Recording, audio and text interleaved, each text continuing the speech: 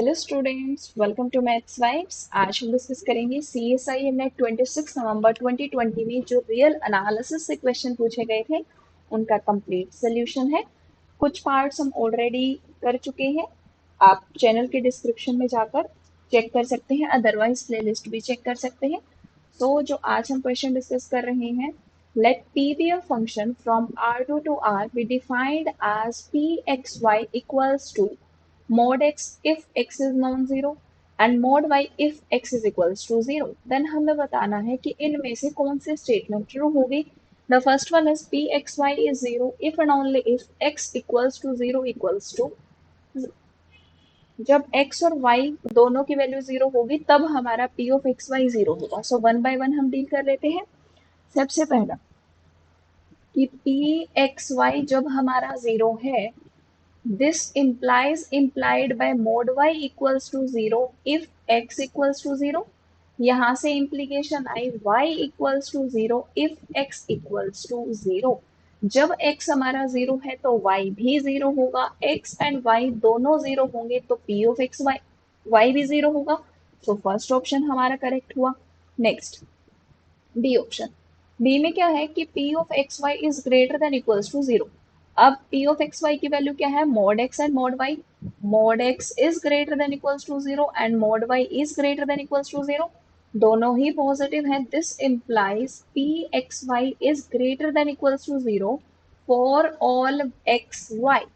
So second is also correct. Now third में बोला गया कि p of alpha x alpha y equals to mod alpha p x y for all alpha belongs to R and for all x y। C option देखते हैं। C, हमें p x y define किया गया है mod x mod y if x not equals to 0 and if x equals to 0। so p of alpha x alpha y, ये क्या हो जाएगा, mod of alpha x and mod of alpha y where x is not equals to 0 and x equals to 0।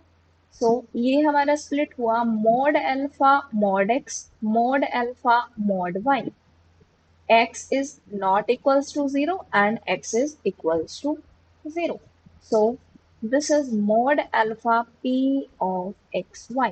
यही हमें third option में दिखाना था कि p of alpha X alpha y की वैल्यू होगी mod alpha p of x y।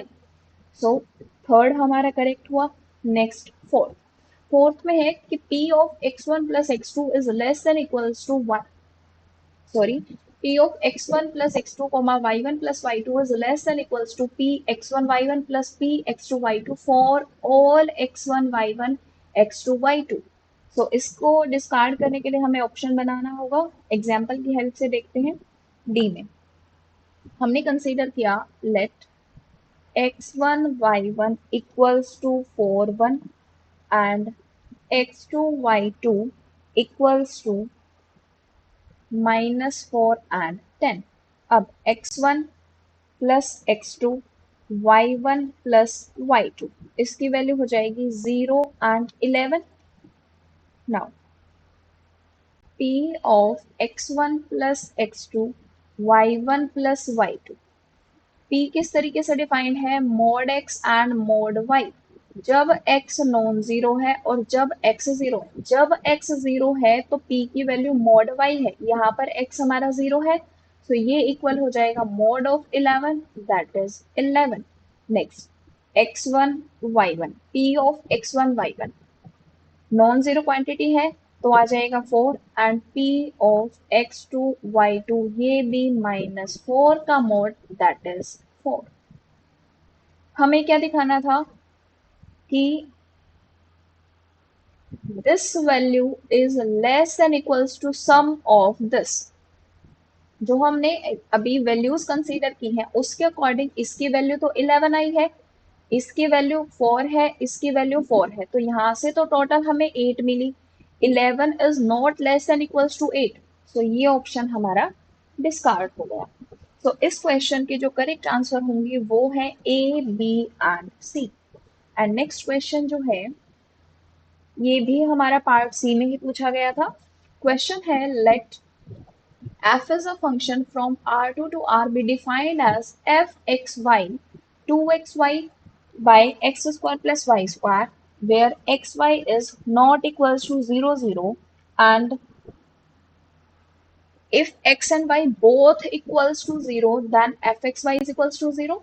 fxy की help से एक न्यू फंक्शन gxy डिफाइन किया गया, that is summation n varies from 1 to infinity f of x minus n comma y minus n by 2 raised to the power n, then which of the following statement is true? हमें बताना है कि कौन सी statement इनसे true होगी. First one is the function H Y. एक new function define किया गया H Y, that is G C Y is continuous on R for all C. Next is g is continuous from R2 into R, and g is not well defined, and g is continuous on R2 slash k where k belongs to n. सबसे पहले तो हमें f देखना होगा, क्योंकि f की ही help से g define किया गया है और g की कॉन्टिन्यूटी पर बात की गई है. तो सबसे पहले f को देखते हैं. f X Y is 2xy by x square plus y square and 0, xy equals to 0, 0 and xy not equals to 0, 0. So उसके लिए let x equals to r cos theta and y equals to r sine of theta.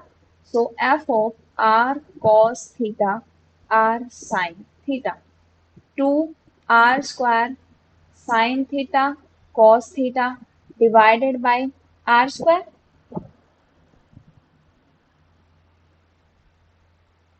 So r square cancel out. 2 cos theta sin of theta. So ये होगा हमारा sin of 2 theta. As r is tending to 0, r जब 0 पे जा रहा है इसका मतलब x and y दोनों 0 को टेंड कर रहे हैं. So this value depends on theta. ये वैल्यू थीटा पर डिपेंड करेगी. अलग अलग थीटा के लिए वैल्यू अलग अलग आएगी. It means limit does not exist. Limit exist नहीं की, it means f is not continuous at 0, 0. Means f x y को दिक्कत हो रही है x इक्वल्स टू 0 और y इक्वल्स टू 0 पर. अब इसके हेल्प से हमें g फंक्शन डिफाइन किया गया है, that is summation n varies from 1 to infinity f of x minus n y minus n by 2 raised to the power n. तो सबसे पहले हम g फंक्शन लिखते हैं. क्या होगा? so, g of x comma y is summation f of x minus n, so 2x minus n, this is x, and y minus n by x minus n square plus y minus n square divided by 1 by 2 raised to the power n. So n is varying from 1 to infinity. अब देखिए, as we know am is always greater than equals to gm, means अगर x और y कोई दो term है, so x square plus y square by 2 is greater than equals to root x y, that is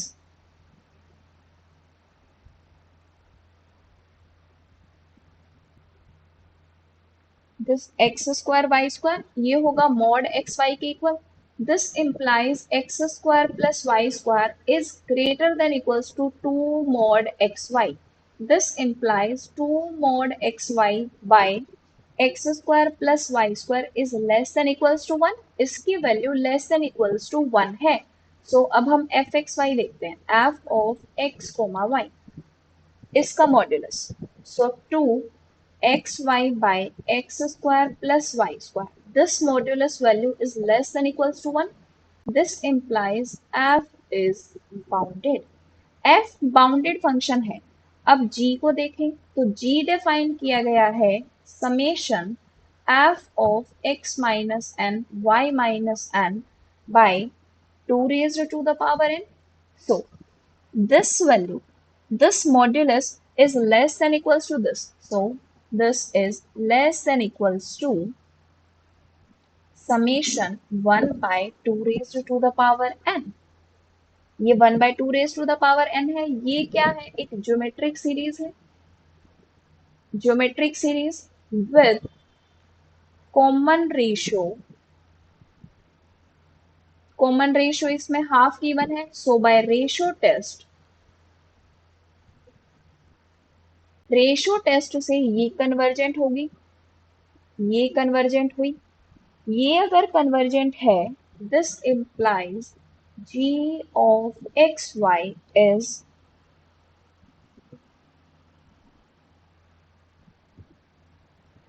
so gxy is uniformly convergent by Weierstrass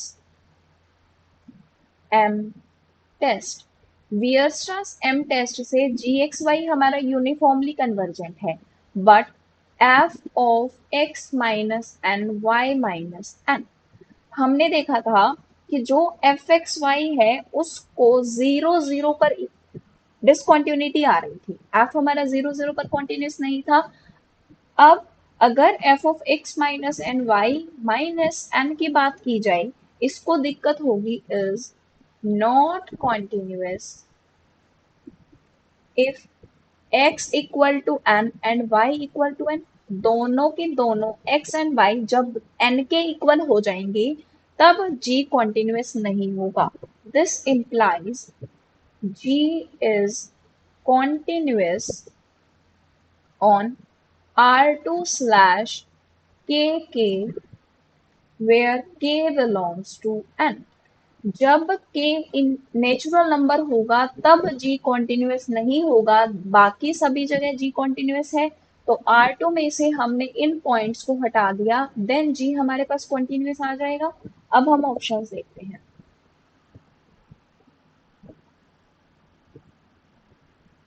सो देखिए, D option में क्या है? g is continuous on R2 slash kk, तो ये हमारा correct हुआ. Second में क्या है? g is continuous from R2 to R, ये हमारा डिस्कार्ड हो जाएगा. g फंक्शन एक वेल डिफाइंड फंक्शन है. एफ एक्स वाई हमारे पास वेल डिफाइंड है. एफ एक्स वाई की हेल्प से g एक्स वाई डिफाइन किया गया, well defined function. So this is incorrect. अब हमें फर्स्ट ऑप्शन के साथ डील करना है. फर्स्ट में एक new function H Y define किया गया है, that is g of cy is continuous on R for all c. c हमारा R में बिलोंग करता है, so सबसे पहले c को फिक्स किया जाएगा, देन h फंक्शन डिफाइन किया गया है. तो हम देखते हैं h कैसा होगा.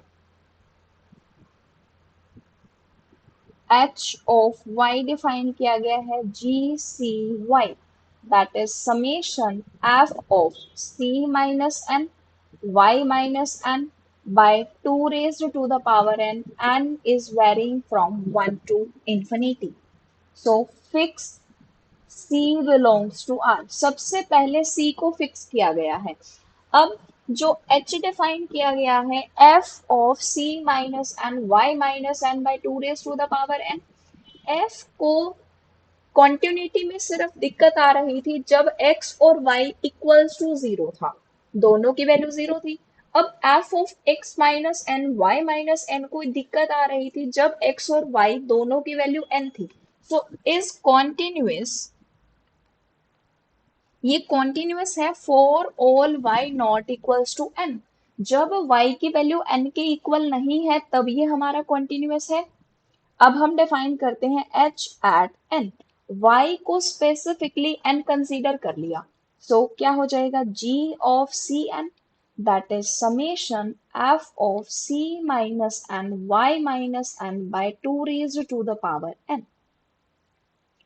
f of c minus n y minus n कैसे डिफाइन है? Summation 2 times c minus n y minus n by 2 raised to the power n c minus n square plus y minus n square. अब देखिए, जब y के place पर n होगा, यहां पर n होगा n minus N zero, so overall quantity कैसी आ जाएगी? Zero. So h of n is zero, is continuous. जब y हमारा n के इक्वल नहीं है तब भी h ऑफ y हमारा कॉन्टिन्यूअस है, और जब y n के इक्वल है तब भी हमारा कॉन्टिन्यूअस है. इट मीन्स कि जो h फंक्शन है वो कॉन्टिन्यूअस फंक्शन है.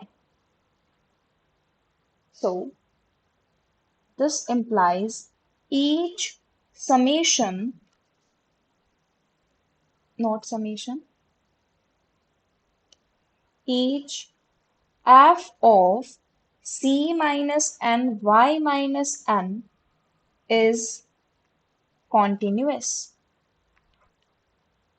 हर y के लिए continuous होगा, so h of y is continuous. h of y is continuous. चाहे हम c को कोई भी रियल नंबर फिक्स करें, h हमारे पास continuous होगा. so first option is also correct. सो इस क्वेश्चन के करेक्ट आंसर हैं ए एंड डी. अगर आपको वीडियो पसंद आई हो तो लाइक करें, शेयर करें, और अगर अब तक चैनल को सब्सक्राइब नहीं किया है तो सब्सक्राइब करें. Thank you.